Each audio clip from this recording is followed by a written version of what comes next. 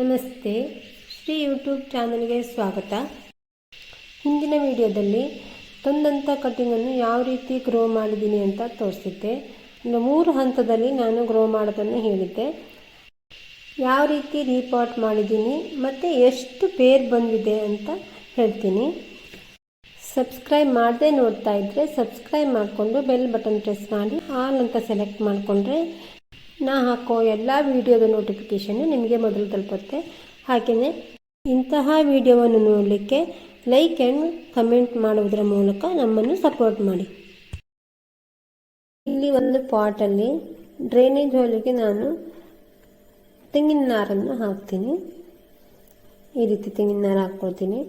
ಆಮೇಲೆ ಪಾಟಿಂಗ್ ಮಿಕ್ಸಿಗೆ 50% ಮಣ್ಣು, ಒಂದು 10% ಮರಳು, ಒಂದು 20% ಅಷ್ಟು ಭತ್ತದೊಟ್ಟು, ಆಮೇಲೆ ಒಂದು 20% ಅಷ್ಟು ಹಳೆಯದಾದ ಕೊಟ್ಟಿಗೆ ಗೊಬ್ಬರವನ್ನು ತಗೊಂಡಿದ್ದೀನಿ. ಎಲ್ಲವನ್ನು ಮಿಕ್ಸ್ ಮಾಡಿ ಇದಕ್ಕೆ ಹಾಕ್ತಾ ಇದ್ದೀನಿ. ಸ್ವಲ್ಪ ಅಡಿಕೆ ಸೊಪ್ಪೆಯನ್ನು ಹಾಕಿದ್ದೀನಿ. ನಾನು ಕಟಿಂಗನ್ನು ತಂದು ಗ್ರೋ ಮಾಡಿದಂಥ ಗಿಡ ಇದು. ಕೇವಲ ಕರೆಕ್ಟ್ 16 ದಿನ ಆಗಿದೆ ನಾನು ಗ್ರೋ ಮಾಡಿ. ಈಗ ಇಷ್ಟೊಂದು ಚೆನ್ನಾಗಿ ಬೇರು ಬಂದಿದೆ ನೋಡಿ. ಈಗ ನಾನು ರೀಪಾಟ್ ಮಾಡ್ತಾ ಇದ್ದೀನಿ. ಕೆಲವೊಂದು ಸಲ ನಾವು ಈ ರೀತಿ ರೀಪಾಟ್ ಮಾಡಿದ ನಂತರ ಗಿಡಗಳು ಸಾಯುತ್ತೆ. ಏಕೆಂದರೆ ಅದು ನಾವು ಹಾಕುವಂಥ ಅದಕ್ಕೆ ಪಾಟಿಂಗ್ ಮಿಕ್ಸ್ ಮತ್ತು ನಾವು ಏನಾದರೂ ಅದಕ್ಕೆ ಗೊಬ್ಬರಗಳನ್ನು ಹಾಕ್ತೀವಿ ಅಥವಾ ಲಿಕ್ವಿಡ್ಗಳನ್ನು ಹಾಕ್ತೀವಿ, ಅಲ್ಲೇ ರೋಗ ಬರುತ್ತೆ, ಆಗ ಗಿಡ ಸಾಯುತ್ತೆ.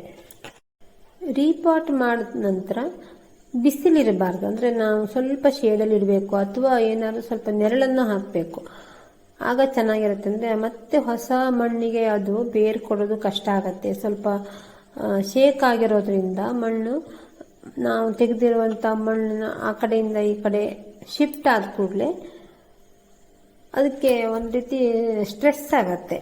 ಆದ್ದರಿಂದ ನೆರಳಲ್ಲೇ ಇಡಬೇಕು. ಒಂದು ಪಾಟಿಗೆ ಒಂದು 50 ಗ್ರಾಮಷ್ಟು ಕಹಿಬೇವಿನ ಹಿಂಡಿಯನ್ನು ಮಿಕ್ಸ್ ಮಾಡಿದ್ದೀನಿ. ಕಹಿಬೇವಿನ ಹಿಂಡಿ ಹಾಕೋದ್ರಿಂದ ಗಿಡಗಳಲ್ಲಿ ರೋಗ ನಿರೋಧಕ ಶಕ್ತಿ ಹೆಚ್ಚಾಗುತ್ತೆ ಮತ್ತು ಬೇರು ಕೊಳೆಯಲ್ಲ, ಚೆನ್ನಾಗಿರುತ್ತೆ. ಎಲ್ಲವನ್ನು ಇದೇ ರೀತಿ ರೀಪಾಟ್ ಮಾಡಿದ್ದೀನಿ. 15ರಿಂದ 16 ದಿನಕ್ಕೆ ನಾನು ರೀಪಾಟ್ ಮಾಡಿದ್ದೀನಿ. ಅಂದರೆ ಬೇರು ಬಂದ ನಂತರ ನಾವು ರೀಪಾಟ್ ಮಾಡಿದ್ರೆ ಒಂದು 20 ದಿನ ಆಗಬೇಕು. ಆದರೂ ನಾನು ಸ್ವಲ್ಪ ಬೇಗ ಮಾಡಿದೆ. ರೀಪಾಟ್ ಮಾಡಿದಾಗ ಅದು ಬೇಗ ಬೆಳವಣಿಗೆ ಆಗುತ್ತೆ ಅಂತ ಮಾಡಿಬಿಟ್ಟೆ. ಕೆಲವೊಂದು ಹೂವಾಗಿದೆ, ನಾನು ತರಬೇಕಾದ್ರೆ ಮುಗ್ಗಿದ್ದು, ಈಗ ಹೂವಾಗಿದೆ. ರೀಪಾಟ್ ಮಾಡಿ 15 ದಿನದವರೆಗೂ ನಾವು ಯಾವ ಗೊಬ್ಬರವನ್ನು ಹಾಕಬಾರ್ದು. ನೀರನ್ನು ಮಾತ್ರ ಲೈಟಾಗಿ ಹಾಕಬೇಕು. ಆ 60 ಪಾಟನ್ನು ಯಾವ ರೀತಿ ನಾನು ಈ ರೀತಿ ಹೋಲ್ ಮಾಡಿದ್ದೀನಿ ಅಂತ ತೋರಿಸ್ತೀನಿ ನೋಡಿ. ಹೀಗೆ ಹೋಲ್ ಮಾಡಬೇಕು. ತುಂಬ ಈಸಿಯಾಗಿ ಹೋಲ್ ಮಾಡಬಹುದು. ಡ್ರೈನೇಜ್ ಹೋಲ್ ತುಂಬ ಸಣ್ಣದಾಗಿದ್ದರೆ ನೀರು ಪಾಸ್ ಆಗದೆ ಗಿಡಗಳು ಕೊಳೆಯುತ್ತೆ. ಆದ್ದರಿಂದ ಸ್ವಲ್ಪ ಇದರಲ್ಲಿ ಕರೆಕ್ಟಾಗಿ ಹೋಲ್ ಮಾಡಬಹುದು. ಇದು ಪೈಪಿನ ಅಂಗಡಿಲೆಲ್ಲ ಸಿಗುತ್ತೆ. ಪೈಪ್ ಹೋಲ್ ಮಾಡೋದನ್ನು ಕೊಡಿ ಅಂದ್ರೆ ಕೊಡ್ತಾರೆ. ಈ ರೀತಿ ಎಷ್ಟು ಚೆನ್ನಾಗಿ ಹೋಲ್ ಆಗುತ್ತೆ. ಈ ರೀತಿ 2 ಲೈನ್ ಮಧ್ಯೆ ಹೋಲ್ ಮಾಡಬೇಕು. ತುಂಬ ಈಸಿ ಆಗುತ್ತೆ ನಮಗೆ ಹೋಲ್ ಮಾಡಲಿಕ್ಕೆ. ಇದು ಹೀಗಿರುತ್ತೆ.